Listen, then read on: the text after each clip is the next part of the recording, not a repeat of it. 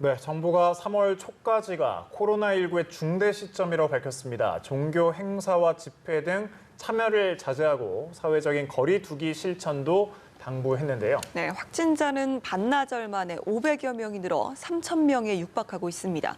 김경우 인제대 서울백병원 교수와 함께 관련 내용 살펴보겠습니다. 어서 오십시오. 네, 어서 오십시오. 네, 저희가 이제 시작에도 말씀을 드렸고 계속해서 환자가 늘고 있거든요. 확산세가 계속해서 올라가고 있는데 이게 앞으로 어느 정도나 더 늘게 될까요? 언제까지 갈까요? 네, 아무래도 처음에 예상할 때는 대구 신천지 교회 교인 중심으로 슈퍼 전파 사건이 있었던 예배 참석자 위주로 특히 유증상자 중심으로 했기 때문에 좀 많이 나온 거다 이렇게 생각을 했는데 네. 물론 이제 대부분 대구 경북 지역에서 이제 교회 관련 분들이 나오긴 하지만 그 밖의 분들의 증가세 이런 것들을 좀 따로 분석을 좀 해봐야 알 것 같습니다. 그러니까 신천지 교회를 통해서 감염되신 분이 이제 다른 지역사회에서 2차, 3차 감염을 얼마나 일으켰는지 이걸 좀 봐야 될 것 같은데요. 지금 아무래도 아마 이게 금방 꺾이진 않고 네. 증가세가 어느 정도 폭발적으로 증가할 거냐는 그동안 얼만큼 차단 격리가 잘 이루어졌느냐에 따라 다를 수가 있는데 만약에 대구 신천지교회 유증상자분들 대상으로 자가격리를 좀 잘 실천하고 그러셨다면 추가 2차, 3차 확진자가 나오지 않는다면 아마도 바로 떨어지진 않지만 그래도 500명 이렇게 육박하던 증가세가 또 300명, 200명, 100명 이렇게 조금 줄어들 수 있는데 문제는 계속 누적 확진자는 계속 앞으로 나올 거기 때문에 계속 확진자 수는 계속 증가할 것으로 보입니다. 일단은 지켜봐야 되겠지만 확진자 수는 증가할 거다라는 말씀이신 거죠. 지금 신천지 신도 얘기를 해주셨는데 대구뿐 아니라 경기 과천에 거주하는 신도도 살펴보고 있습니다. 정부가 신천지 신도를 이렇게 위험이 좀 높은 집단으로 보고 있잖아요. 네, 이유가 뭔가요? 아무래도 대구 신천지교회 2월 9일과 16일에 참석했던 신도들이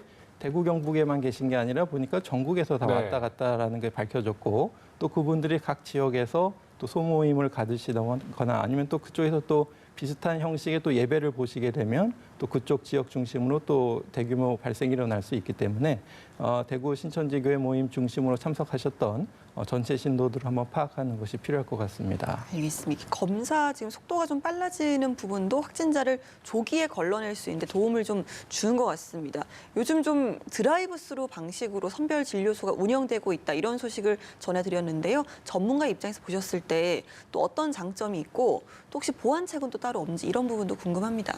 네, 기존 선별진료소에서 이제 검체 채취를 할 때는 의심 환자에 대해서 이제 채취를 하게 되고 그분으로 인해서 다른 분들의 이제 감염이 일어나지 않게 하는 게 가장 관건이었는데 현재까지는 한 분 하고 나시면 그 공간을 또 소독해야 되고 해야 되기 때문에 또 시간이 또 걸립니다. 그래서 하루에 검사할 수 있는 물량 건수가 제한이 되어 있는데 지금처럼 각자 자차를 가지고 드라이브 스루로 하시게 되면 이 검사자 간의 공간 분리를 할 필요가 없고 네, 공간 소독을 하기 위한 시간을 줄일 수가 있기 때문에 한꺼번에 많은 환자 수를 이제 검사를 할 수가 있게 되겠고요.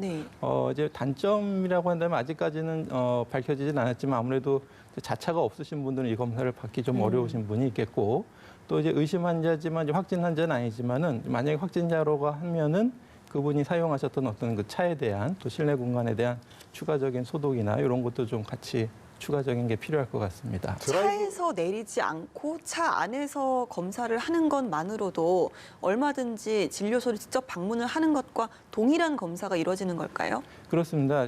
동일 검체가 채취 과정이 같기 때문에요. 우리가 비인두, 구인두, 객담 이렇게 채취를 해야 되는데 좀 채취 과정에서 좀 오류가 생길 수 있어서 이거는 아무래도 의료인이 직접 하는 걸로 되어 있고요.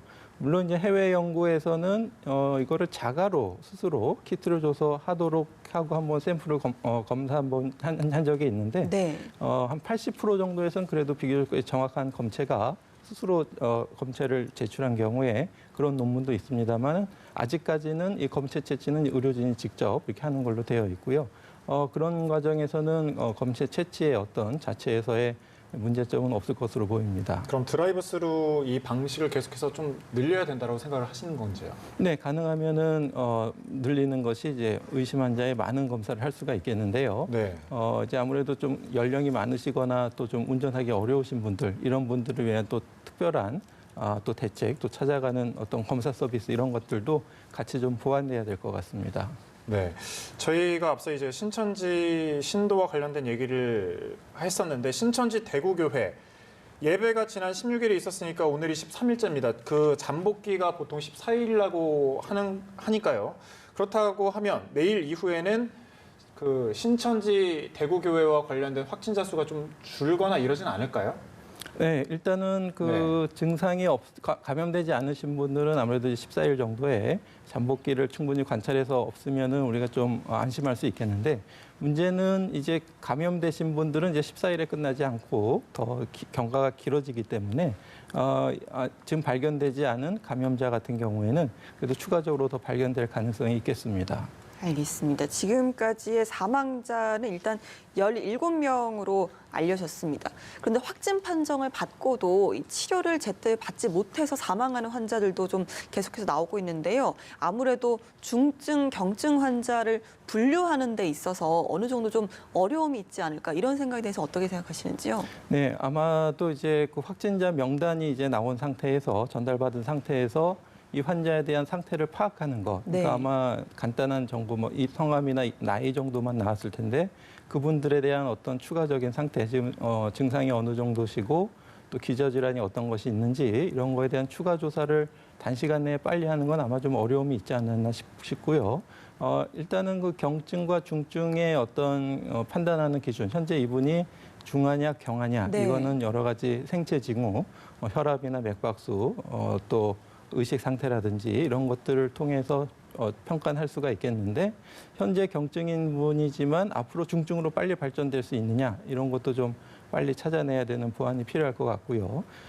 또 그것들을 이제 일일이 다 파악하는데 좀 시간이 걸린다면은 이제 이분의 어떤 병력 자료 같은 것들을 네. 조금 빨리 알아낼 수 있다면 그분들 먼저 이제 추려낼 수 있을 것 같은데요. 일단은 그 건강보험공단 자료와 이렇게 연계시킨다는 아이디어도 좀 추진 중이신 것 같고, 혹시 이제 가능하다면 그분이 이제 자주 다니셨던 어떤 주치의가 있다면 좀 더 자세한 정보를 빨리 좀 얻어서 중증 환자를 가려낼 수 있지 않을까 이렇게 또 기대를 해봅니다. 이게 지금 면역력이 좀 약한 분들이나 호흡기 관련 기저질환을 앓고 계시는 분들에게 더욱더 좀 치명적인 바이러스로 알려졌잖아요. 만약에 환자가 지금 폭발적으로 증가하고 있는 대구 경북 지역 같은 경우는 의료 시스템을 이렇게 좀 빠르게 구축하는데도 문제가 있다 보니까 만약에 좀 환자 스스로 혹은 환자의 보호자분들이 미리 좀 집에서 스스로 좀 이런 기저질환을 앓고 있고 이런 부분에서 좀 취약하다 이런 부분을 좀 증명할 수 있는 그런 서류들을 준비를 하는 것도 도움이 될 수 있겠네요. 네, 그 좋은 제안이신 것 같습니다. 그래서 이제 선별진료소를 가실 때 문진표를 쓰시는 것도 있지만 네. 조금 보다 상세한 자료가 있다면 미리 제출해서 첨부해 놨다가 또 이제 그분이 확진 판정이 나면은 이분들에 대한 중증도를 조금 빨리 파악할 수 있는 장점이 있을 텐데요.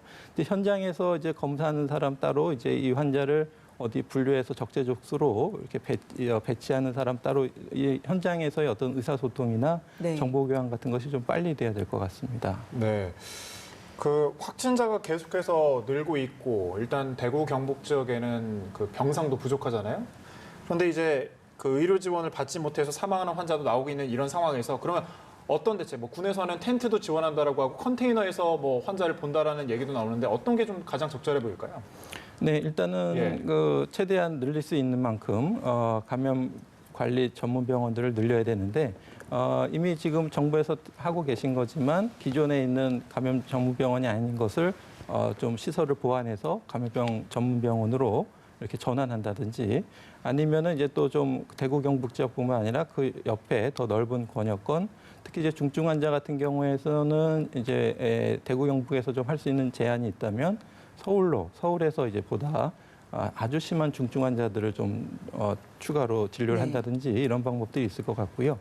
또 인력이 모자르는 것에 대해서 어떤 인력 충원이 필요한데 어떤 명수 자체도 중요하고 그것보다 이제 좀 어떤 역할을 할 수 있는 분들이 좀 더 필요하다 이렇게 구체적으로 그래서 간호진이라든지 또 간호진뿐만 아니라 어떤 이런 것들을 지원해 주시는 분들 사실은 환경 미화해 주시고 검체를 이렇게 환경을 닦아 주시고 이런 분들이 더 네. 중요하실 수도 있거든요. 폐기물들이 많이 나오기 때문에 그래서 폐기물 처리가 안 되고 방이 이렇게 소독이 안 되고 그러면 또 진행이 안 될 수가 있기 때문에 아니면 환자 분류라든지 환자를 안내해주고 케어해주고 또 뭐 식사를 또 챙겨주시는 분이라든지 이런 그 자원봉사 인력 분들도 분명히 현장에서 좀 쓰일 수가 있으니까 좀 구체적으로 이제 조금 기능별로 네. 또 어느 장소에 어느 병원에 어떤 분이 필요한지가 조금 더 세분화될 수 있으면 더 도움이 될 것 같습니다. 네, 경증 환자 같은 경우는 자가격리 치료도 말씀을 해주셨는데 실제로 현재 대구 경북 확진자 절반 가량이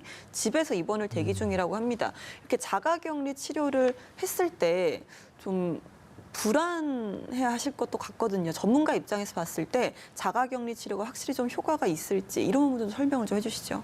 네, 그동안 중국에서 보고된 사례들도 그렇고 또 우리나라 임상 경험가들이 이제 경험한 바로는 실제로 이제 음압 경상에서 관찰했더니 특별한 처치를 안 하고도 그냥 가볍게 대부분 네. 지나가서 완치가 됐다라는 경험들이 있어서 아마 이제 80% 이상의 젊고 건강하신 분들은 특별한 합병증 없이 집에서 자가격리만 잘 하셔도 좋아질 수 있다 이렇게 지금 생각하고 있고 물론 이제 병상이 많으면 다 입원하시면 좋지만 병상이 없는 상태에서는 좀 증상이 경미하고 젊고 건강하신 분들은 당분간 좀 집에서 격리할 예. 수 있게 이렇게 하고 그 중에서 이제 중증이 될 위험성이 높은 분들만 우선적으로 좀 예. 입원시키는 게 필요할 것 같고요. 증상 확진을 받으신 분들은 특히 이제 집에서 자가격리를 잘 지켜주셔야 되는데 문제는 이제 혹시 같이 사시는 가족분들이 있다면 그렇죠. 예, 그 가족 간의 전염이 일어나지 않도록 잘 신경 써주시는 것이 좋은데요. 지금 방역 당국에서 이렇게 한 것처럼 가족 간에도 좀 거리를 두고 식사도 따로 하시고 특히 화장실 이용하실 때도 가급적 따로 하시거나 수건 같은 것도 따로 쓰시고 이렇게 만지는 데가 있으면은 알코올이나 아니면 락스 성분 있는 걸로 자주 닦아주셔야 되겠고요. 또 무엇보다도 그 확진자분이 계시는 그 방에서 환기를 좀 잘 시켜놓을 수 있도록 또 문도 많이 열어놓고 그렇게 해서 가족 간의 전염이 일어나지 않도록 예. 최대한 좀 주의하시는 지침을 따르시는 것이 좋겠습니다. 알겠습니다. 아무래도 환자- 가정에 그 소독약 같은 것도 배치를 소독을 할 수 있는 그런 약재 같은 것도 놓는 것도 좀 필요해 보이네요. 많은 사람들이 지금 힘들어 하잖아요. 실제로 이제 공무원들도 많이 피곤할 거고 의료진들 걱정이 좀 많습니다. 이런 가운데 대구에서 앰뷸런스 이송 중인 코로나 확진자가 보건소 직원에게 침을 뱉어서 좀 말이 많거든요. 의료진이나 지원 인력에 대한 안전 좀 지킬 필요가 있어 보이는데 어떻게 지켜야 될까요? 네, 그렇습니다. 이제 자원봉사로 선의로 가신 분들이지만 혹시 이제 그쪽에서 바이러스에 노출돼서 또 감염되시면 문제가 될 수가 있는데요.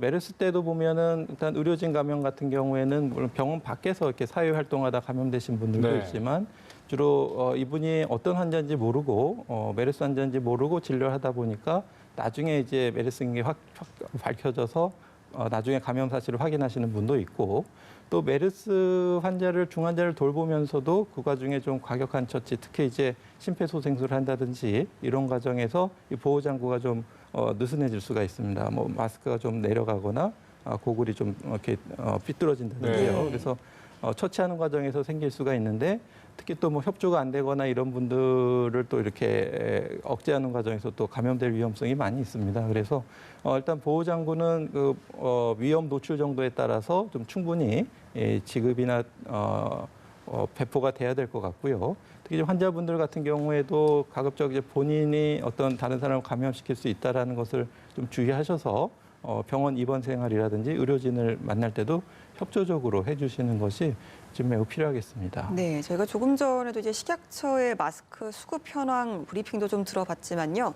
이 마스크 부족 문제가 계속해서 나오고 있습니다. 아무래도 일회용이다 보니까 쓰고 또 버리고 또 새로운 마스크를 또 사야 되는데 마스크는 부족하고 이런 상황인데 그러다 보니까 마스크를 좀 재사용하는 부분에 있어서 이미 재사용하시는 분들도 많으시지만 좀 여기에 대해서 좀 불안이나 우려를 표하는 분들도 많거든요. 전문가 입장에서 봤을 때 이 마스크 재사용에 대해서는 어디까지 좀 쓸 수 있는 건지 이런 부분을 좀 설명을 해주시죠.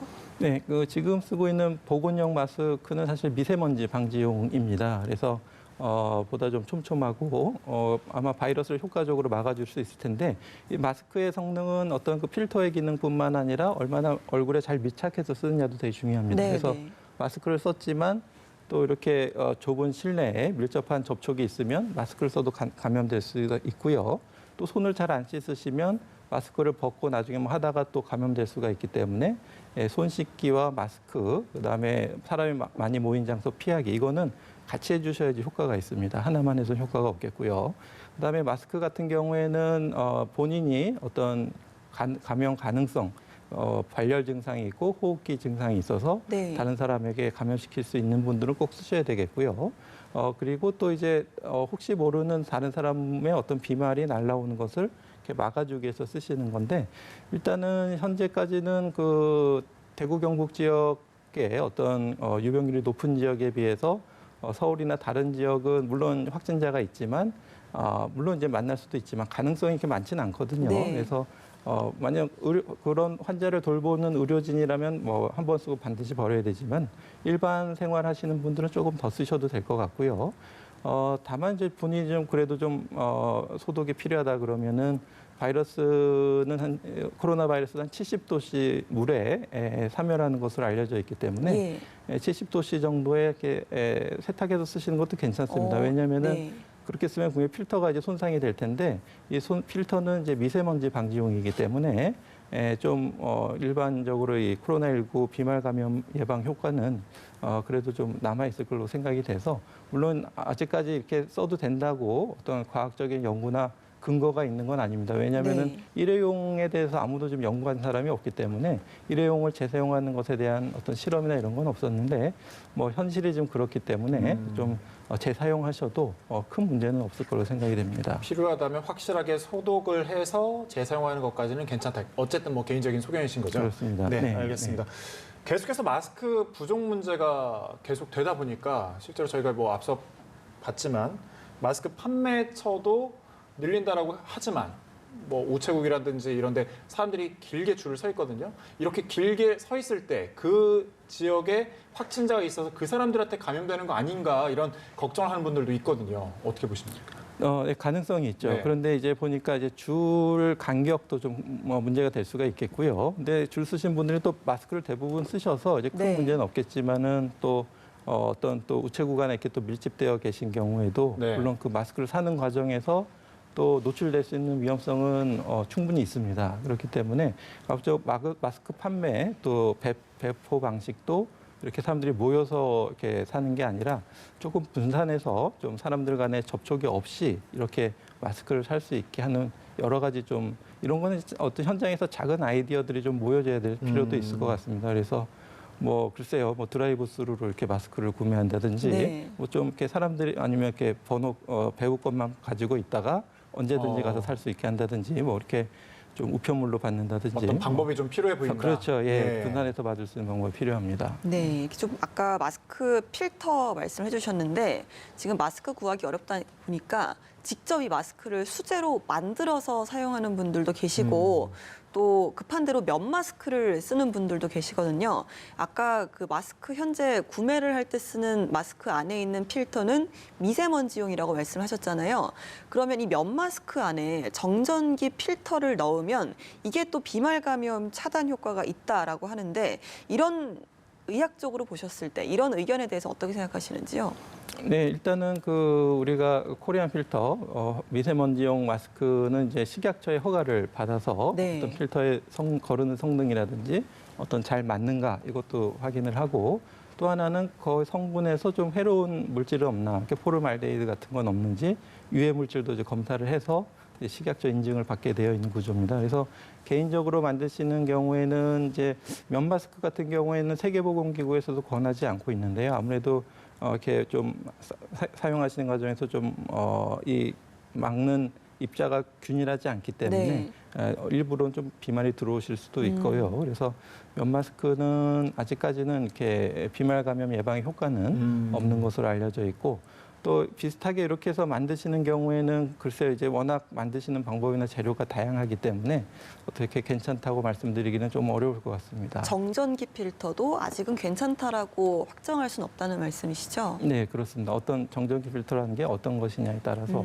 다를 것 같습니다. 일단 그럼 뭐 인터넷이라든지 여러 매체 다양한 방법들이 나오잖아요. 뭐 키친타올을 갖고 만든다는 사람들도 있고 그런 방법이 아직은 뭐 다 안전성이 검증이 되지 않았기 때문에 굳이 추천하지는 않는다 뭐 그런 입장이신 건가요? 네, 그렇습니다. 네, 알겠습니다. 오늘 여기까지 듣도록 하겠습니다. 김경호 인제대 서울백병원 교수와 함께 내용 살펴봤습니다. 말씀 고맙습니다. 네, 감사합니다.